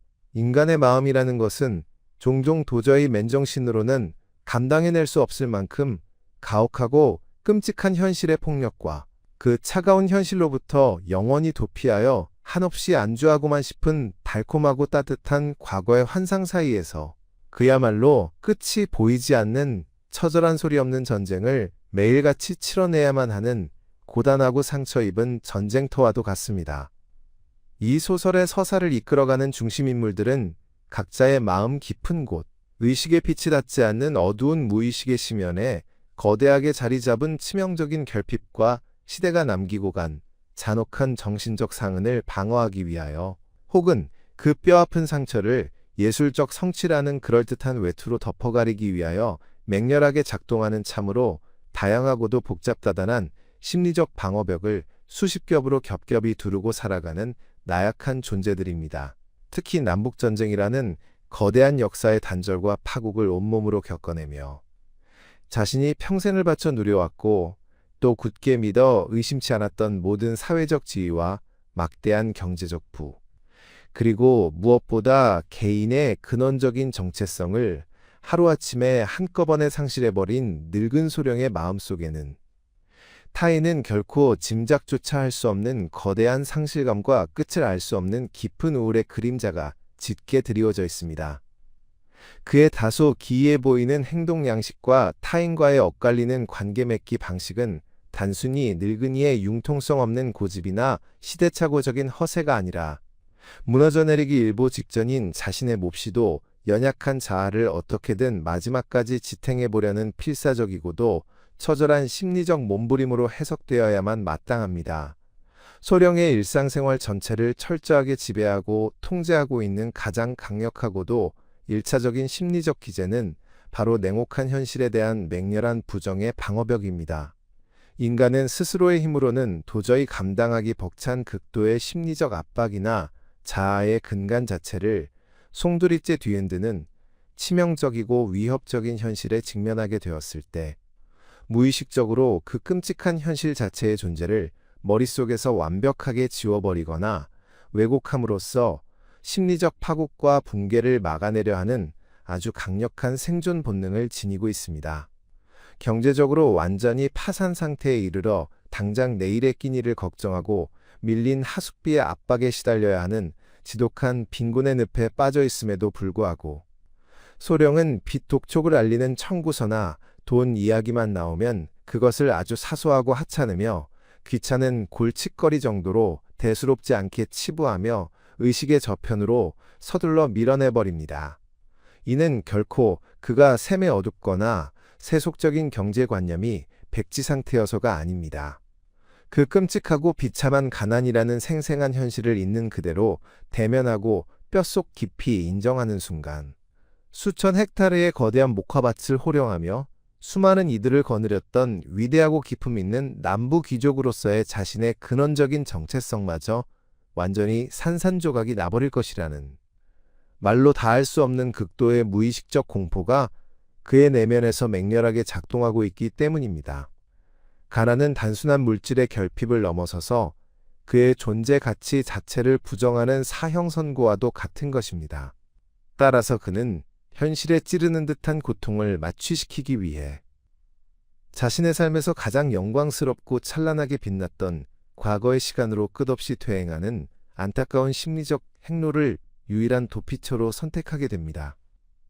현재의 삭막한 삶에서는 그 어떤 사소한 흥미나 살아갈 의미조차 발견하지 못하는 그는 자신의 정신과 의식을 철저하게 전쟁 이전의 낭만적이고 풍요롭던 시절의 시공간에 영구적으로 고정시켜둡니다. 그가 타인의 시선은 아랑곳하지 않고 고집스럽게 챙겨 입는 유행이 한참 지나 허리선이 높고 자락이 끌리는 헐렁하고 긴 구식 겉옷과 언제나 한쪽으로 삐딱하게 기울어져 있는 낡고 검은끈 넥타이, 그리고 숨이 막힐 정도로 깍듯하고 고풍스럽게 절을 하는 예절 방식은 단순히 개인의 복식 취향이나 예법의 문제를 아득히 초월하는 의미를 지닙니다. 그것은 끊임없이 변화하는 천박하고 세속적인 외부 세상의 차가운 시선과 모욕으로부터 자신의 다치기 쉽고 몹시도 연약해진 자아를 완벽하고도 안전하게 보호하기 위하여 그가 스스로의 몸에 매일같이 덧입는 아주 두껍고 견고한 심리적 갑옷이자 최후의 무장인 것입니다. 그 구식옷을 입고 있는 동안만큼은 그는 비루한 하숙집의 가난한 노인이 아니라 찬란한 남부저택의 주인이자 긍지 높은 텔벗 가문의 당주로서 자신의 온전한 심리적 위치를 점유할 수 있게 됩니다. 나아가 소령이 매일같이 하숙집의 낯선 사람들에게, 그 중에서도 특히 자신에게 관심을 보이는 젊은 연극 배우에게 자신이 오랜 시간 공들여 집필 중인 지난 시절의 회고록 원고를 소리내어 읽어주고 남부 상류 사회의 낭만적이고 화려했던 옛 일화들을 지치지도 않고 끊임없이 되풀이하여 들려주는 행위의 깊은 기저에는 그의 텅 빈 내면에 또아리를 틀고 있는 몹시도 심각한 인정욕구와 극심한 자기애적 결핍이 자리하고 있습니다. 몰락하고 잊혀진 귀족으로서 차가운 현실 세계에서는 그 어떤 실질적인 영향력도 행사하지 못하고 타인의 진심 어린 존경도 받지 못하는 그는 심리적으로 보자면 아사 직전의 심각한 영양실조 상태에 놓여 있는 것과 다름없습니다. 그는 자신이 과거에 얼마나 대단하고 위험 있으며 숭고한 존재였는지를 타인의 경청하는 귀와 놀라워하는 입, 그리고 즉각적인 반응을 통해서 끊임없이 외부로부터 확인받아야만 간신히 오늘을 살아갈 숨을 쉴 수 있는 참으로 가여운 심리적 의존자이자 생존자입니다. 젊은 배우가 그의 과장된 이야기에 넋을 잃고 귀를 기울여주며 아주 적절하고 절묘한 순간에 감탄사를 내뱉고 경쾌한 웃음을 터뜨려줄 때마다 소령의 바싹 메마르고 갈라진 자아의 대지 위로는 타인의 열렬한 인정과 찬사라는 세상에서 가장 달콤한 심리적 생명수가 흠뻑 쏟아져 내립니다. 특히 밤이 깊은 시각. 그가 젊은 배우를 자신의 방으로 은밀히 불러들여 여러 가지 신선한 재료들을 배합하여 정성스럽고도 우아한 손길로 남부식 혼합 음료를 세심하게 제조하는 전 과정을 보여주는 대목은 스스로의 의지로는 도저히 어찌할 수 없는 무기력하고 억압적인 현실의 굴레 속에서 유일하게 자신이 절대적인 통제권을 온전히 거머쥐고 한치의 오차도 없는 완벽한 결과를 스스로 창조해낼 수 있는 작은 마법의 우주를 건설함으로써 오래전 상실해버린 자존감과 전능한 지배자의 위치를 일시적으로나마 화려하게 회복하려는 고도의 상징적이고도 애달픈 심리적 의식행위로 보아야 할 것입니다. 이러한 아버지가 세워놓은 거대하고도 위태로운 환상의 모래성을 어떻게든 붕괴시키지 않고 유지하기 위해 그 그늘 아래에서 묵묵히 자신의 모든 것을 희생하는 딸 리디아의 내면 역시 참으로 복잡하고도 슬픈 심리적 억압과 인내의 굴레에 깊숙이 갇혀 신음하고 있습니다. 그녀는 몽상과 추억 속에 흠뻑 빠져 현실의 감각을 철저히 상실해버린 아버지를 대신하여 당장 내일의 밥값을 걱정해야 하는 지독한 집안의 생계와 온갖 모욕적인 굳은 일을 모두 홀로 떠맡고 있는 가족 심리학에서 흔히 관찰되는 전형적인 부모와 현상의 가엾은 희생양입니다. 아버지가 무의식적으로 보살핌과 절대적인 지지를 받아야만 하는 유아기적 심리 상태로 퇴행해버린 까닭에 딸인 그녀가 오히려 인내심 많은 어른이자 보호자의 역할을 힘겹게 수행하며 이 위태롭고 금이 간 가족관계의 유일한 심리적 지지대 역할을 뼈를 깎는 고통 속에서 감당하고 있는 것입니다. 그녀는 끊임없이 문을 두드리며 밀려드는 야속한 청구서들과 늘 턱없이 부족하여 쪼들리는 생활비라는 숨막히는 현실의 공포를 작은 책으로 온몸에 맞고 견뎌내면서도 아버지의 그 알량하고도 슬픈 자존심과 그를 지탱하는 유일한 끈인 심리적 방어벽이 산산이 무너지지 않도록 자신의 모든 개인적인 욕구와 피로 그리고 절망이라는 알 것의 감정들을 철저하게 무의식의 밑바닥 속으로 깊이 억압하고 차갑게 통제합니다. 30대 중반이라는 아직은 젊은 나이임에도 불구하고 단정하게 틀어올린 머리와 어딘지 모르게 나이보다 훨씬 늙고 지쳐 보이는 그녀의 조용한 외모는 오랜 세월 억눌러온 젊음의 생기와 이미 바닥까지 소진되어 버린 심리적 에너지의 처절하고도 서글픈 결과물입니다. 그녀의 고요한 내면 깊은 곳에는 아버지를 향한 한없이 깊은 연민과 혈육으로서의 절절한 사랑이 굳건하게 존재하는 동시에 다른 한편으로는 자신의 푸른 삶을 무참히 옥죄고 갉아먹는 아버지의 맹목적인 현실 도피와 융통성 없는 고집에 대한 무의식적인 분노와 숨막히는 답답함이 실타래처럼 아주 복잡하게 얽혀 있을 것이 분명합니다. 하지만 그녀는 손에서 바느질을 놓지 않으며 그 격렬한 내면의 감정들을 외부로 결코 표출하지 않음으로써 언제 터질지 모르는 이 가정의 아슬아슬하고 위태로운 심리적 균형을 어떻게든 자신의 희생으로 유지하려 매일같이 눈물겨운 안간힘을 쓰고 있습니다. 반면 이토록 낡고 굳게 닫힌 심리적 생태계에 외부의 관찰자이자 침입자로서 불쑥 개입하게 되는 젊고 야심찬 배우 하그레이브스의 무의식적 동기와 심리적 궤적은 사뭇 전혀 다른 방향을 기민하게 향하고 있습니다.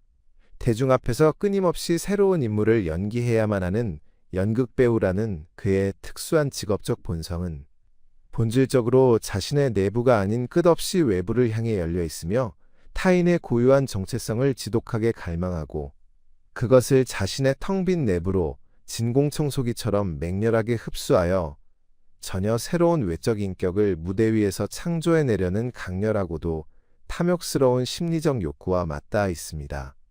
그는 하숙집의 서재에서 늙은 소령의 길고 긴 예시이야기를 들으며 표면적으로는 진심 어린 흥미를 느끼고 깊이 공감하는 듯 다정하게 행동했지만 그의 이성적인 뇌리와 무의식 깊은 곳에서는 끊임없이 상대방의 독특한 억양, 호흡의 미세한 간격, 시선의 흔들림, 그리고 아주 미세한 안면 근육의 움직임과 손짓 하나하나까지 마치 해부학자가 시신을 다루듯 탐욕스럽게 수집하고 철저하게 분석하는 서늘하고도 기계적인 심리적 해부가 쉴 새 없이 이루어지고 있었습니다.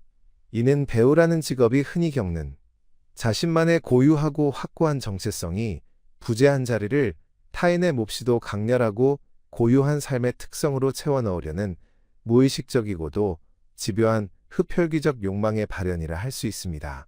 그는 늙은 소령이 온몸에서 뿜어져 나오는 맹목적일 만큼 단단하고 요지부동인 자의식과 짙은 역사성의 향기에 본능적으로 매료되었고 그것을 허락도 없이 교묘하게 훔쳐내어 자신의 세속적인 예술적 성취와 성공을 위한 훌륭한 도구로 삼는데 그 어떤 심리적 저항감이나 도덕적 죄책감도 느끼지 못했습니다. 바로 이 지점에서 우리는 개인의 직업적 성취욕이나 예술적 야망이라는 그럴듯한 이름 아래 아무런 악의 없이 자행되는 타인의 고귀한 영혼과 삶의 역사에 대한 무의식적이고도 몹시 치명적인 폭력성의 민낯을 뼈아프게 목격하게 됩니다. 그는 스스로가 늙은 소령을 진심으로 존경하고 이해한다고 굳게 믿었을지 모르나 깊은 심리적 층위에서 냉정하게 평가하자면 그는 소령이라는 한 인간의 피 끓는 고유한 존재 가치와 지나온 삶의 절절한 무게를 단지 불특정 다수의 대중이 무대 위에서 가볍게 소비하고 조롱하며 웃어넘길 수 있는 값싼 오락거리이자 상품으로 대상화하고 철저하게 전락시켜버린 것입니다. 이러한 인물들의 철저히 엇갈린 심리적 궤적과 내면의 동기들은 소령과 딸이 우연한 기회로 시내의 극장에서 남부 전쟁극을 관람하게 되는 숨막히는 장면에서 가장 파괴적이고도 폭발적인 형태로 정면 충돌하게 됩니다. 환하게 불이 밝혀진 무대 위에서 자신의 독특한 외모와 고풍스러운 말투, 심지어 자신이 가장 소중하고 자랑스럽게 여기는 내밀한 과거의 결투 추억과 음료를 제조하는 신성한 의식마저 소름이 끼칠 정도로 완벽하게 과장하여 모방해내는 가짜의 우스꽝스러운 모습을 망연자실하게 바라보는 순간 늙은 소령이 온몸으로 경험하게 되는 심리적 충격과 붕괴의 깊이는 일반적인 불쾌감이나 단순한 분노의 수준을 아득히 초월하여 우주가 무너지는 듯한 경지에 이릅니다. 이는 심층 심리학에서 다루는 인간의 내면적 상처 중에서도 가장 끔찍하고 치명적이며 좀처럼 회복이 불가능한 수준의 참혹한 자기애적 손상에 해당합니다. 그는 평생을 오직 남부 귀족이라는 남과 비교할 수 없는 숭고하고도 절대적인 정체성 단 하나만을 동아줄처럼 굳게 붙들고 현실의 그 모든 비루함과 가난의 모멸감을 이 악물고 견뎌왔는데 자신이 그토록 신성시하며 목숨처럼 떠받들던 그 고결한 정체성이 수백 명의 낯선 대중 앞에서 노골적으로 조롱받고 값싸게 희화화되는 얄팍한 모조품으로 둔갑해버린 광경을 두 눈으로 직접 목도한 것입니다. 바로 이 잔혹한 순간 현실의 고통과 철저히 단절된 채 그의 내면에서 견고하게 유지되어 오던 거대하고도 아름다운 망상의 성벽, 즉 현실에 대한 맹렬한 부정과 과거로의 퇴행이라는 오랜 방어기제는 뿌리째 흔들리며 와르르 참혹하게 무너져 내리고 맙니다. 자신이 타인의 눈에 과연 어떤 우스꽝스럽고 기이한 늙은이로 비치고 있었는지에 대한 그 끔찍할 정도로 차갑고 객관적인 진실의 거울 앞에 아무런 방어막도 없이 벌거벗겨진 채 강제로 세워진 소령은 극한의 수치심과 자신의 존재 자체가 부정당하는 듯한 존재론적 모멸감이라는 끔찍한 정신적 외상의 소용돌이 속으로 속절없이 깊이 빠져들고 맙니다. 어두운 객석에 앉아 물고기 아가미처럼 가쁘게 실룩거리는 얇은 두 콧방울과 낡은 의자의 팔걸이를 부여잡고 주체할 수 없이 파르르 떨리는 두 손은 분노를 넘어선 경악이자 그가 현재 속수무책으로 감당하고 있는 내면의 심리적 지진이 얼마나 규모가 크고 파괴적인지를 적나라하게 외부로 보여주는 처절한 신체적 징후이자 절규입니다. 자신의 세계관과 자아의 완전한 붕괴라는 절체절명의 위기 앞에서 코너에 몰린 소령이 마지막으로 선택할 수 있는 유일한 심리적 생존 방식이자 무기는 바로 끓어오르는 극렬한 분노와 타협을 모르는 차가운 거절뿐입니다. 이튿날 신문의 호평을 들고 의기양양하게 자신을 찾아왔다가 뒤늦게 상황을 파악하고 빌린 돈이라는 명목으로 용서를 구하려는 젊은 배우를 향해 그가 쏟아내는 뼛속까지 시리게 만드는 서리빨 같은 호통과 매몰찬 저주는 얼핏 겉보기에는 굽힐 줄 모르는 오만한 귀족적인 자존심과 아집의 발로처럼 보입니다. 하지만 그 이면의 심층적인 구조를 들여다보면 그것은 모욕감으로 완전히 너덜너덜해지고 피투성이가 된 자신의 영혼을 어떻게든 방어하기 위해 치장한 최후의 발악이자 눈물겨운 심리적 바리케이드에 가깝습니다. 그는 자신에게 씻을 수 없는 수치심을 안겨준 원흉이 내미는 금전적 보상이나 알량한 선이라는 미끼를 덥석 무는 순간 자신이 평생을 바쳐 지켜온 명예와 자아의 본질은 영원히 회복이 불가능한 구제불능의 천박한 상태로 나락으로 추락하고 말 것임을 누구보다 예민하게 무의식적으로 직감하고 있는 것입니다. 그러므로 길바닥에 나앉아 굶어 죽는 한이 있더라도 결단코 내 돈은 받지 않겠다는 그의 비장한 태도는 세속적인 가치와의 타협을 단호히 거부함으로써 자아의 완전한 해체를 막고 마지막 남은 인간으로서의 기품을 지켜보려는 참으로 처절하고도 숭고한 심리적 항전이라 할 수 있습니다. 한편 자신이 전혀 예상치 못했던 이 거세고도 뜨거운 분노의 불길과 정면으로 마주하게 된 젊은 배우 하그레이브스의 내면에서는 그제야 비로소 차가운 망치로 머리를 얻어맞은 듯한 뒤늦은 심리적 각성과 함께 걷잡을 수 없이 깊은 죄책감과 부끄러움이 매캐한 연기처럼 피어오르기 시작합니다. 그는 자신의 뛰어난 예술적 모방 행위가 대중을 즐겁게 하는 단순한 무대 위 연기를 아득히 넘어서서 한 고결한 인간의 영혼과 실존적 존엄을 얼마나 무참하고도 잔인하게 유린하고 짓밟아버렸는지를 소령의 분노에 찬 눈빛을 통해 그제야 비로소 뼈저리게 깨닫게 된 것입니다. 자신이 아무 생각 없이 휘두른 관찰과 모방이라는 칼날이 남긴 그 폭력의 거대한 크기를 온몸으로 인식하게 된 그는 이 짓누르는 듯한 엄청난 심리적 부채감과 가해자로서의 죄의식에서 조금이라도 벗어나기 위하여 어떻게든 물질적으로라도 보상을 해내고야 말겠다는 일종의 강박적인 속죄의 동기를 가슴 깊이 품게 됩니다. 그리고 마침내 소설의 결말부에 이르러 이 얽히고 설킨 모든 날 선 갈등과 피 흘리는 상처를 마법처럼 부드럽게 감싸고 치유하는 어느 늙은 흑인 노예의 불시의 방문과 그가 늘어놓는 구수한 거짓말은 복잡 미묘한 인간 심리의 본질에 대한 오 헨리의 예리한 통찰력이 그야말로 가장 눈부시게 빛을 발하는 숭고하고도 경이로운 대목입니다. 젊은 배우는 무작정 찾아가 건네는 직접적인 사과나 값싼 동정, 그리고 노골적인 금전적인 지원의 손길이 오만하고 상처 입은 상대방의 방어 기제를 더욱 거칠게 자극하고 결과적으로 자기애적 손상을 더욱 깊고 돌이킬 수 없게 패게 만들 뿐이라는 심리적 역효과를 본능적이고도 직관적으로 깨닫습니다.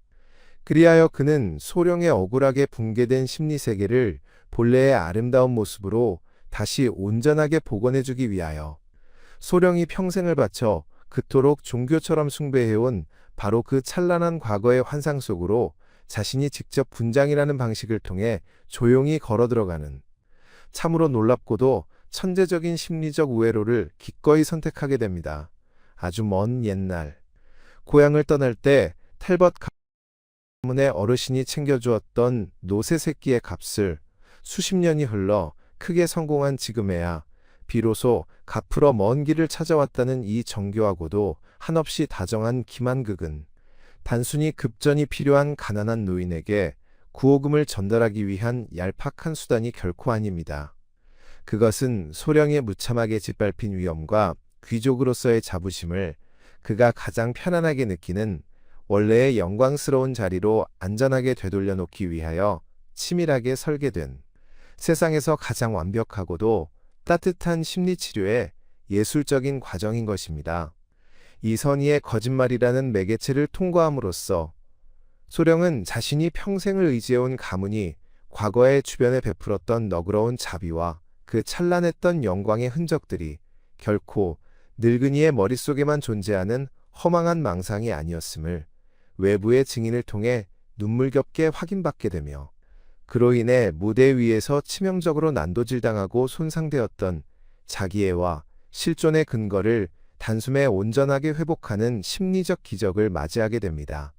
결국 이 따뜻하고도 깊이 있는 이야기를 조용히 덮고 나면 우리는 진실이라는 이름의 날카롭고 번쩍이는 메스가 때로는 상처 입은 인간의 연약한 정신을 두 번 다시 회복이 불가능할 정도로 참혹하게 파괴할 수도 있으며, 그와 반대로 상대를 향한 한없이 깊은 공감과 뼈저린 연민에서 조심스럽게 비롯된 정성스러운 거짓말 한 자락이 무너져 내린 누군가의 영혼을 다시 일으켜 세우고 숨을 불어넣는 세상에서 가장 강력하고 따뜻한 심리적 반창고가 될 수 있음을 아주 깊은 감동 속에서 깨닫게 됩니다. 모진 세파에 찢기고 상처 입은 자가 간신히 매달려 있는 환상의 끈을 오만하게 함부로 끊어내거나 깨뜨리지 않고 오히려 나를 낮추어 그 위태로운 환상의 세계 속에 기꺼이 동참하여 그가 스스로의 존엄과 명예를 끝까지 지켜낼 수 있도록 조용히 돕는 무명의 행위는 우리 인간이 이기적인 껍질을 깨고 도달할 수 있는 가장 높은 수준의 정서적 성숙이자 숭고한 심리적 연대의 극치입니다. 차가운 진실과 따뜻한 환상, 치명적인 상처와 경이로운 치유의 경계를 아슬아슬하게 넘나들며 각자에게 주어진 삶의 무게와 모진 풍파를 어떻게든 자신만의 방식으로 버텨내고 견뎌가는 주인공들의 고단한 모습은 늘 흔들리며 이 불완전한 세상을 위태롭게 살아가는 우리 모두의 나약하고도 아름다운 내면의 풍경을 더없이 뭉클하고 다정하게 비추어주고 있습니다. 이것이 바로 시대를 뛰어넘어 인간의 마음을 치유하는 진정한 문학의 힘이자 심리학이 닿고자 하는 궁극의 목적지일 것입니다. 철학적 고찰입니다.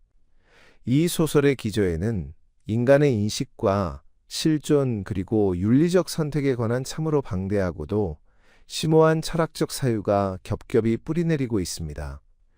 우리는 가장 먼저 장 보드리아르가 주창한 시뮬라크르와 시뮬라시옹이라는 현대인식론의 핵심 개념을 통하여 이 작품의 극장 장면이 지니는 존재론적 파괴력을 낱낱이 해부해 볼 수 있습니다. 무대 위에서 늙은 텔벗 소령의 외양과 말투, 그리고 영혼의 파편마저 완벽하게 흉내내는 젊은 배우 하그레이브스의 경이로운 연기는 본질적으로 원본의 아우라를 철저하게 탈취하여 그것을 대중의 입맛에 맞게 가공한 완벽한 복제품, 즉 시뮬라크르의 창조 행위입니다.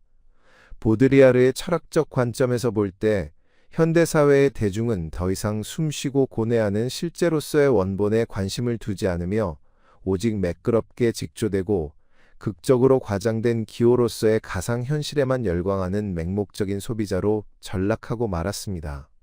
워싱턴의 극장에 모여든 수백 명의 관객들은 진짜 남부 귀족인 텔벗 소령이 현재의 비로한 일상 속에서 겪고 있는 지독한 가난과 실존적인 고뇌, 그리고 뼈아픈 상실감이라는 무겁고 차가운 현실에는 털끝만큼의 관심도 기울이지 않습니다.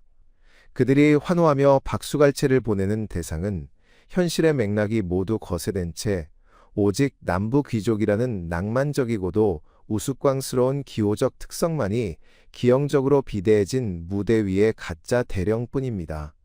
이 기이하고도 폭력적인 현상 속에서 진짜와 가짜의 위계는 참혹하게 전복되고 맙니다. 원본인 소령은 객석의 어둠 속에 초라하게 웅크린 채 철저하게 소외되고 무시당하는 반면 모조품인 배우는 찬란한 조명 아래에서 대중의 열렬한 사랑과 막대한 경제적 부를 독식합니다.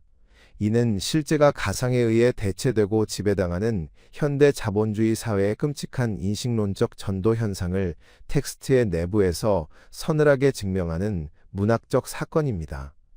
소령이 무대 위에 자신을 바라보며 느꼈던 그 우주적인 모멸감과 존재론적 붕괴는 단순히 개인적인 명예가 훼손된 것에 대한 얕은 불쾌감이 아니라 자신이 평생을 바쳐 굳게 믿어왔던 삶의 진실이라는 유일한 실제가 수많은 타인들의 조롱 섞인 시선 속에서 얄팍한 가상으로 처참하게 전락해버리는 과정을 무방비 상태로 목도해야만 했던 실존적 주체의 비극적인 절규로 해석되어야 마땅합니다.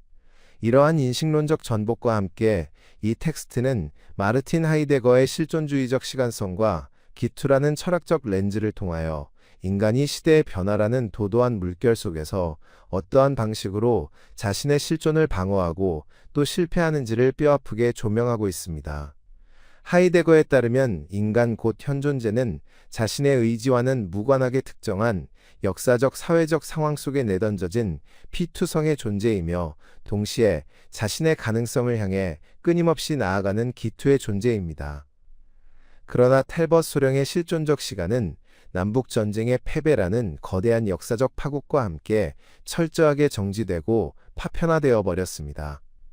그는 새롭게 도래한 북부 중심의 자본주의적 질서와 가치관이라는 새로운 피투적 현실을 긍정하고 수용하기를 완강하게 거부한 채 오직 과거의 영광스럽고 찬란했던 귀족적 시간 대비로 끊임없이 퇴행하려는 맹목적인 고집을 부립니다. 그의 낡고 헐렁한 프로코트와 언제나 삐딱하게 매여있는 끈 넥타이, 그리고 그가 밤낮으로 매달려 있는 일어와 회고담의 원고는 모두 멈춰버린 과거의 시간성에 자신의 현존재를 강제로 결박시켜 둠으로써 무의미하고 척박한 현재의 실존적 불안을 회피하려는 눈물겨운 존재론적 은신처에 다름 아닙니다.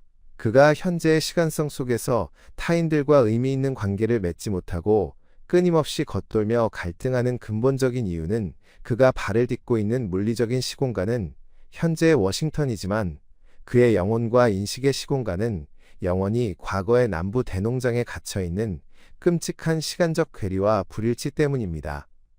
젊은 배우의 연기는 바로 이소령의 맹목적인 과거 지향적 실존을 철저하게 해체하고 그를 가장 비참하고 벌거벗은 모습으로 현재의 잔혹한 시간성 한가운데로 강제로 소환해버리는 폭력적인 계기가 됩니다. 소령이 연극을 본 직후 길바닥에서 굶어 죽을지언정 내 돈은 결단코 받지 않겠다고 선언하며 배우의 사과를 매몰차게 거절하는 장면은 단순히 분노한 노인의 아집이 아니라 모든 것이 자본의 교환 가치로 환원되어 버리는 새로운 시대의 야만성에 맞서 오직 명예와 자존심이라는 실존의 마지막 보루를 지켜내기 위한 한 인간의 처절하고도 장엄한 철학적 항전으로 읽혀야 합니다.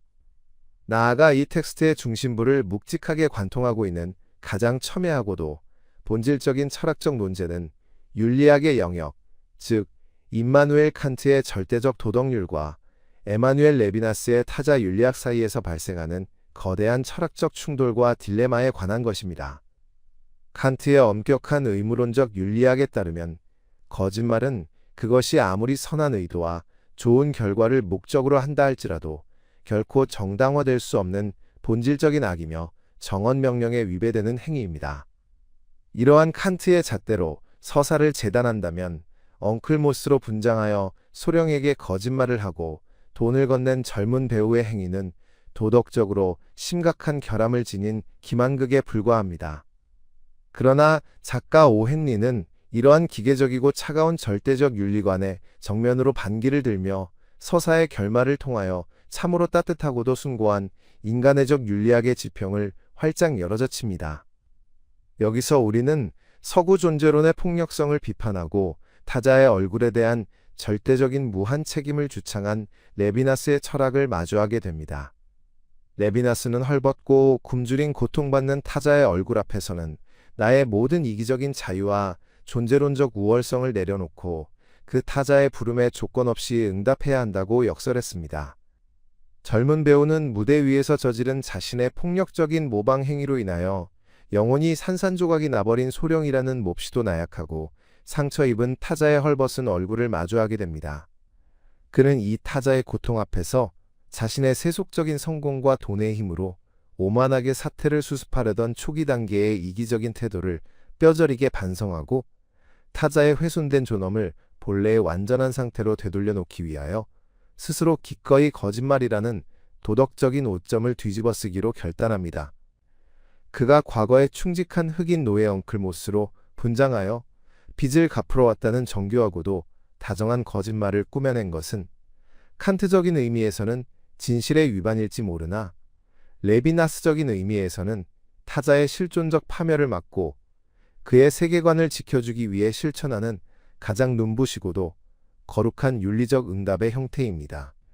진실이라는 이름의 차가운 칼날이 한 인간의 위태로운 생존의 근거를 모조리 베어버릴 때 그 상처를 감싸 안고 치유할 수 있는 유일한 약은 오직 타인을 향한 뼈저린 연민에서 비롯된 정성스러운 기만극뿐이라는 이 숭고한 역설은 목적이 수단을 정당화한다는 천박한 공리주의를 아득히 뛰어넘어 어떻게 하면 인간이 타인의 고통을 진정으로 위로하고 끌어안을 수 있는가에 대한 가장 깊이 있는 철학적 해답을 우리에게 제시합니다. 이와 더불어 서사의 후반부를 장식하는 배우의 완벽한 역할극은 미학적 관점에서 아리스토텔레스가 시학에서 논의한 모방, 즉 미메시스와 카타르시스의 개념을 참으로 독창적이고도 전복적인 방식으로 재해석할 수 있는 풍부한 철학적 텍스트를 제공합니다. 아리스토텔레스는 예술이 현실의 행동을 모방함으로써 관객의 내면에 존재하는 연민과 공포의 감정을 배출시키는 정화작용, 즉 카타르시스를 유발한다고 보았습니다. 젊은 배우가 무대 위에서 행한 텔벗 대령의 모방극은 관객들에게는 유쾌한 즐거움과 일시적인 카타르시스를 선사했을지 모르나 그 모방의 원래 대상인 텔벗 소령 본인에게는 정화가 아닌 끔찍한 정신적 외상과 파괴를 안겨주었습니다. 이는 예술적 모방이 윤리적 책임감을 결여하고 타인의 고유한 삶의 맥락을 함부로 도용할 때 그것이 얼마나 잔혹한 폭력의 도구로 전락할 수 있는지를 섬뜩하게 경고하는 지점입니다. 그러나 역설적이게도 이 작품에서 진정한 의미의 위대한 모방 예술이 성취되고 완벽한 카타르시스가 발생하는 공간은 화려한 조명이 비추는 극장의 무대가 아니라 낡고 초라한 하숙집의 서재 한가운데입니다. 배우가 대중의 박수갈채와 세속적인 보상을 모두 포기한 채 오직 텔벗 소령 단 한 사람만을 관객으로 삼아 늙은 흑인 노예라는 타자의 삶을 혼신을 다해 모방하여 연기하는 그 놀랍고도 성스러운 순간, 예술의 모방 행위는 비로소 타인을 파괴하는 무기에서 타인을 구원하는 성물로 찬란하게 탈바꿈하게 됩니다. 아무런 대가도 바라지 않고 오히려 자신의 사재를 털어넣으며 상대방의 존엄을 지켜주기 위해 완벽한 연기를 펼치는 이 은밀한 역할극은 예술이 인간의 영혼에 선사할 수 있는 가장 고결하고도 숭고한 치유의 본질을 증명합니다. 소령이 엉클모스의 낡은 손을 꽉 맞잡으며 감격의 눈물을 흘릴 때, 그리고 딸 리디아가 참아왔던 안도의 눈물을 터뜨리며 그동안의 모든 고통을 씻어낼 때, 비로소 그 작은 방 안에서는 아리스토텔레스가 설파했던 진정한 의미의 카타르시스가 가장 순수하고도 아름다운 형태로 폭발하게 되는 것입니다. 마지막으로 칼 마르크스의 물상화 이론과 자본주의 비판이라는 거시적인 철학적 틀을 차용하여 이 텍스트의 구조적 갈등을 들여다본다면 우리는 이 소설이 단순한 개인 간의 오해와 화해를 넘어 시대의 거대한 구조적 모순을 내포하고 있음을 발견하게 됩니다. 자본주의 사회는 모든 사물과 인간의 가치를 교환 가치, 즉 돈으로 환원해버리는 맹렬한 물상화의 폭력을 수반합니다. 극장 무대 위에서 소령의 인생과 정체성이 상품으로 전락하여 소비된 것은 바로 이러한 자본주의적 물상화의 극단적인 사례입니다. 배우 하그레이브스가 처음 소령에게 $200를 건네며 사태를 무마하려 했을 때 그 역시 인간의 정신적 명예와 윤리적 상처마저 화폐의 교환 가치로 보상할 수 있다는 현대 자본주의의 오만한 논리에 철저하게 길들여져 있었던 셈입니다. 그러나 소령의 단호한 거절은 이러한 척박한 세계관의 균열을 내는 위대한 거부의 몸짓입니다. 소령의 고집스러운 명예는 시대의 뒤안길로 밀려난 무능력의 상징일 수도 있지만 동시에 자본의 논리로 결코 포섭되거나 매수될 수 없는 인간 고유의 절대적 가치, 즉 사용 가치의 영토를 사수하려는 숭고한 정신적 저항이기도 합니다. 배우는 결국 돈을 그대로 건네는 폭력적인 방식을 버리고 엉클모스라는 과거의 인연과 신뢰, 그리고 남부 특유의 온정주의적 질서라는 화폐 밖의 윤리적 맥락을 정교하게 재구성하여 돈을 전달함으로써 비로소 소령의 거부감을 무장 해제시키고 구원에 성공합니다. 이는 모든 것이 돈으로 계산되고 거래되는 차갑고 비인간적인 현대 사회 속에서도 여전히 상호 간의 보살핌과 연대, 그리고 맹목적인 믿음과 희생이라는 전근대적인 그러나 한없이 인간적인 가치들이 우리의 메마른 삶을 구원할 수 있는 궁극적인 해독제이자 철학적 대안이 될 수 있음을 시사하는 위대한 문학적 승리입니다.